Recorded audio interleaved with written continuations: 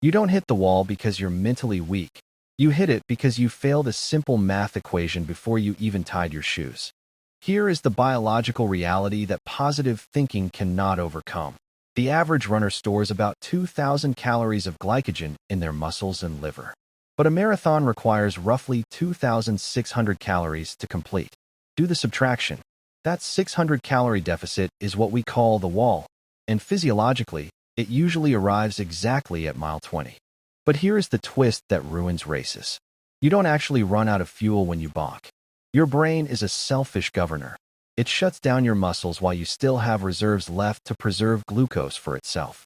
It triggers catastrophic fatigue as a safety tripwire, not a gas gauge. If you wait until you feel tired to eat, your brain has already initiated the shutdown sequence. To beat this safety mechanism, we have to manipulate the crossover point. At low speeds, you burn infinite fat stores.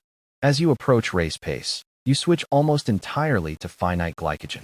The faster you run, the faster the clock ticks toward zero. If you start too fast, you aren't just losing seconds. You are exponentially increasing the rate of glycogen depletion. Most runners try to fix this by chugging gels at mile 18. This is biologically useless. Digestion requires blood flow, but at mile 18, all your blood is in your legs. The stomach shuts up shop. The protocol is a drip feed. You must consume 60 to 90 grams of carbs per hour, starting from the very first mile, while your stomach still has the blood flow to process it. If you ignored this math and you are currently bonking, forget complex endurance blends or slow-release marketing hype. You need a rescue bolus of pure, high glycemic sugar. Think simple glucose or dextrose. And you must walk. Walking lowers your heart rate, redirecting blood back to the gut to digest that sugar. It takes 15 minutes to reboot the system. The wall is not a badge of honor. It is a calculation error.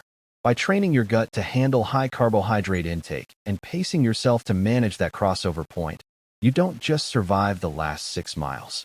You accelerate while everyone else is doing the zombie shuffle. Respect the biology, do the math, and run right through the wall.